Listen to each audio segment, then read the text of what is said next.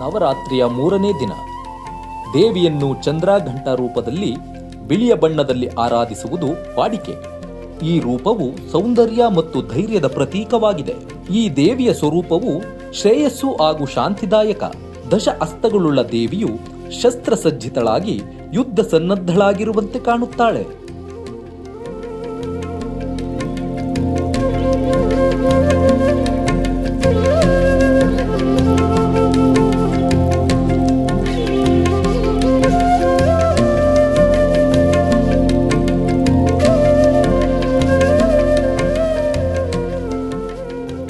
ನವರಾತ್ರಿಯ ಪರ್ವಕಾಲದಲ್ಲಿ ನಾವಿಂದು ವಿಶೇಷವಾಗಿ ಕಟೀಲು ಶ್ರೀ ದುರ್ಗಾ ಪರಮೇಶ್ವರಿ ದೇವಿಯ ದರ್ಶನವನ್ನು ಮಾಡಿ ಬರೋಣ.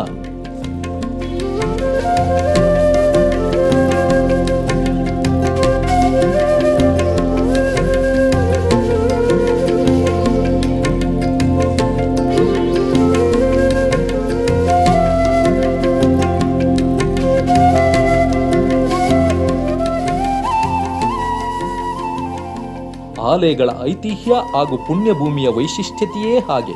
ಆಲಯಕ್ಕೆ ಭೇಟಿ ನೀಡಿದರೆ ಮನದಲ್ಲಿ ಧನ್ಯೋಸ್ಮಿ ಭಾವ ಮೂಡುವುದೆಂದರೆ ಅದು ಆ ಸ್ಥಳದ ಮಹಿಮೆಯೇ ಹೊರತು ಮತ್ತೇನು.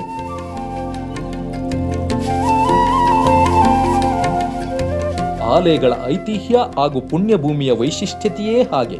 ಆಲಯಕ್ಕೆ ಭೇಟಿ ನೀಡಿದರೆ ಮನದಲ್ಲಿ ಧನ್ಯೋಸ್ಮಿ ಭಾವ ಮೂಡುವುದೆಂದರೆ ಅದು ಆ ಸ್ಥಳದ ಮಹಿಮೆಯೇ ಹೊರತು ಮತ್ತೇನು.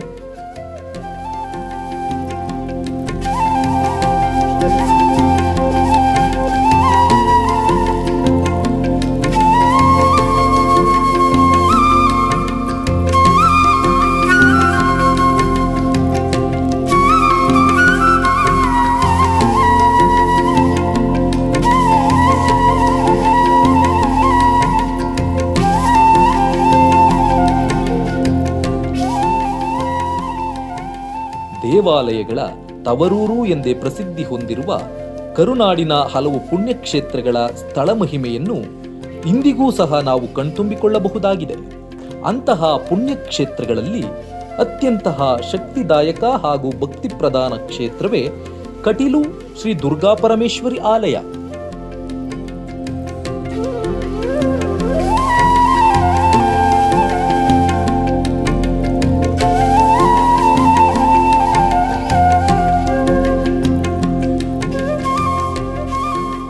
ದಕ್ಷಿಣ ಕನ್ನಡ ಜಿಲ್ಲೆ ಮಂಗಳೂರಿನಿಂದ ಸುಮಾರು 30 ಕಿಲೋಮೀಟರ್ ದೂರದಲ್ಲಿದೆ ಶ್ರೀ ಕಟೀಲು ದುರ್ಗಾ ಪರಮೇಶ್ವರಿ ಆಲಯ. ಶಕ್ತಿ ದೇವತೆಯಾಗಿ ಶ್ರೀ ಕ್ಷೇತ್ರದಲ್ಲಿ ನೆಲೆಸಿರುವ ದುರ್ಗಾ ಪರಮೇಶ್ವರಿ ದೇವಿಯು ಅಸಂಖ್ಯಾತ ಭಕ್ತಾದಿಗಳ ಇಷ್ಟಾರ್ಥಗಳನ್ನು ಕರುಣಿಸುವಂತಹ ಆರಾಧ್ಯ ದೇವಿ.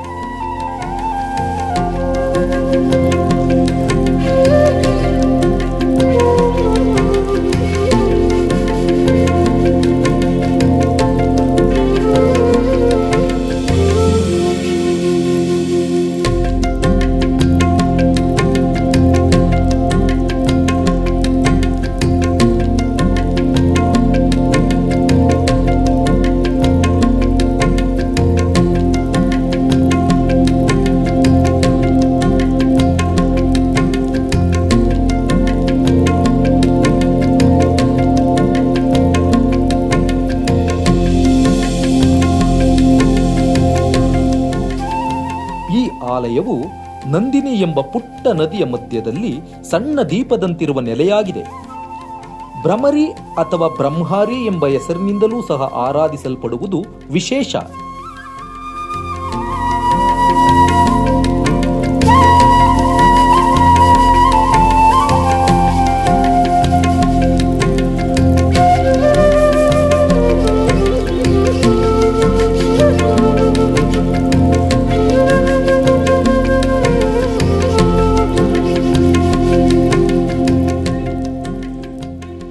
ಪುರಾಣಗಳ ಪ್ರಕಾರ ನಂದಿನಿ ದೇವಿಯು ಅರುಣಾಸುರನನ್ನು ಸಂಹರಿಸಿದ ಕಾರಣ ಜಾಬಲಿ ಋಷಿಗಳ ಶಾಪಕ್ಕೆ ಗುರಿಯಾಗುತ್ತಾಳೆ.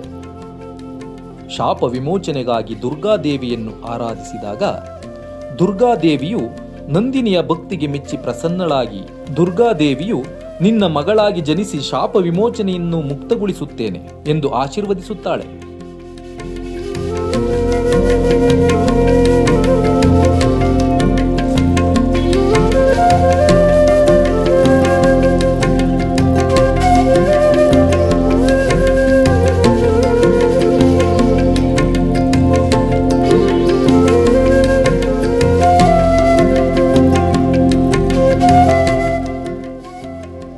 ನದಿಯ ಮಧ್ಯಭಾಗದಲ್ಲಿ ದುರ್ಗಾದೇವಿಯು ನೆಲೆ ನಿಂತಳು.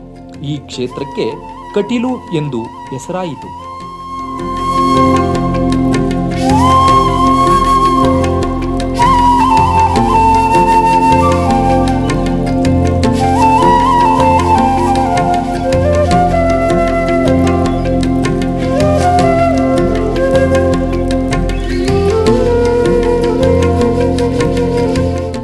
ಶ್ರೀ ಕಟೀಲು ದುರ್ಗಾ ಪರಮೇಶ್ವರಿ ದೇವಾಲಯದಲ್ಲಿ ಅತ್ಯಂತ ಶಾಸ್ತ್ರೋಕ್ತವಾಗಿ ಹಲವು ಧಾರ್ಮಿಕ ಪೂಜೆ ಕೈಂಕರ್ಯಗಳು ಇಂದಿಗೂ ನೆರವೇರಿಸುತ್ತಾ ಬಂದಿರುವುದು ವಿಶೇಷ.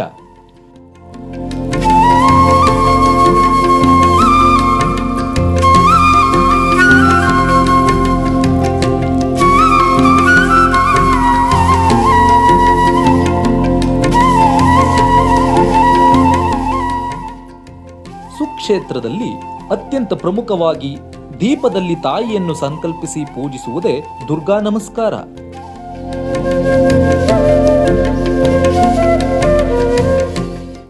ಶ್ರೀ ಕಟೀಲು ದುರ್ಗಾ ಪರಮೇಶ್ವರಿ ದೇವಾಲಯದಲ್ಲಿ ಅತ್ಯಂತ ಶಾಸ್ತ್ರೋಕ್ತವಾಗಿ ಹಲವು ಧಾರ್ಮಿಕ ಪೂಜಾ ಕೈಂಕರ್ಯಗಳು ಇಂದಿಗೂ ನೆರವೇರಿಸುತ್ತಾ ಬಂದಿರುವುದು ವಿಶೇಷ. ಈ ಸೇವೆಯಿಂದ ದೇವಿಯು ಅಗ್ನಿ ಸ್ವರೂಪಳಾಗಿ ಪೂರ್ವ ಜನ್ಮದ ದುರಿತಗಳನ್ನು ದಹಿಸುತ್ತಾಳೆ ಎಂಬುದು ಪ್ರತೀತಿ.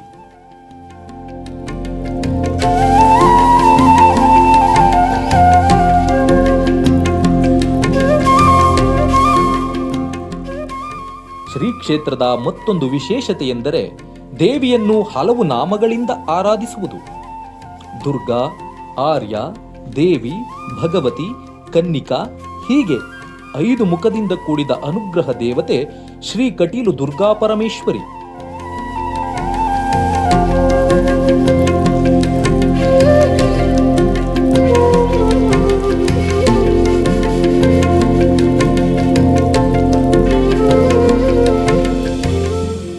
ಶ್ರೀ ಕ್ಷೇತ್ರದಲ್ಲಿ ನೆರವೇರಿಸಲ್ಪಡುವ ಪ್ರಮುಖ ಸೇವೆಗಳಲ್ಲಿ ಕಾತಿ ಪೂಜೆಯು ಸಹ ಅತ್ಯಂತ ಪ್ರಮುಖವಾದದ್ದು. ಕಾತಿ ಪೂಜೆ ಅಂದರೆ ದೀಪ ಹಚ್ಚಿ ಅರಳು ಬೆಲ್ಲ ನೈವೇದ್ಯ ಮಾಡಿ ದೇವರಿಗೆ ಪೂಜೆ ಮಾಡುವುದರಿಂದ ಭಕ್ತರ ಸಕಲ ಇಷ್ಟಾರ್ಥಗಳು ಸಿದ್ಧಿಸಲ್ಪಡುತ್ತವೆ.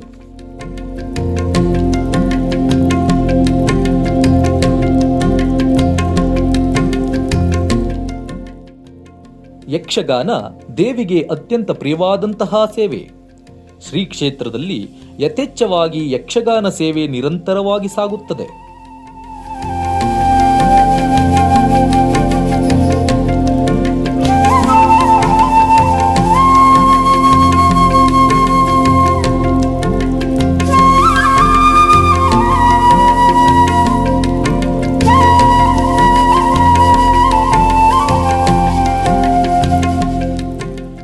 ಶ್ರೀ ಕ್ಷೇತ್ರದಲ್ಲಿ ಭಕ್ತರು ತಮ್ಮ ಇಷ್ಟಾರ್ಥ ಪ್ರಾಪ್ತಿಗಾಗಿ ದೇವಿಯನ್ನು ಮನಃಪೂರ್ವಕವಾಗಿ ಸ್ಮರಿಸಿ ಪಂಚಕಜ್ಜಾಯ ಸೇವೆ, ದುರ್ಗಾ ನಮಸ್ಕಾರ, ಕರ್ಪೂರ ಸೇವೆ, ವಸಂತ ಪೂಜೆ, ರಂಗಪೂಜೆಯಂತಹ ವಿಶೇಷ ಹರಕೆ ಮೂಲಕ ದೇವಿಯ ಪ್ರಸನ್ನತೆಯನ್ನು ಕೋರುವುದು ಶ್ರೀ ಕ್ಷೇತ್ರದ ನಂಬಿಕೆ.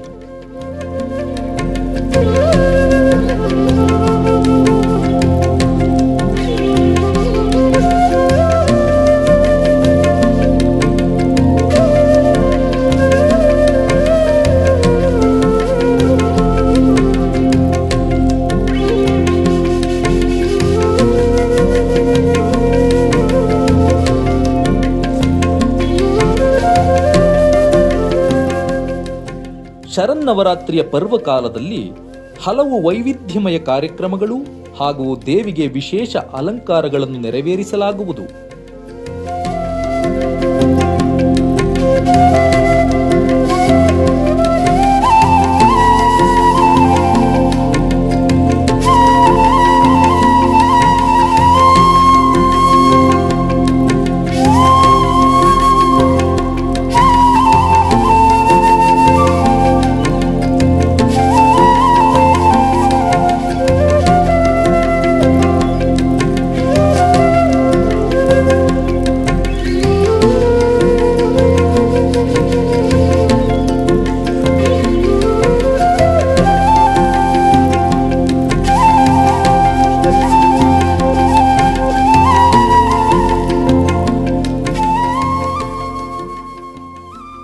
ಬೆಂಗಳೂರಿನಿಂದ ಮಂಗಳೂರು ನಗರಕ್ಕೆ ಸಾರಿಗೆ ಅಥವಾ ರೈಲು ಹಾಗೂ ವಿಮಾನದ ಮೂಲಕವೂ ಸಹ ತಲುಪಬಹುದಾಗಿದೆ.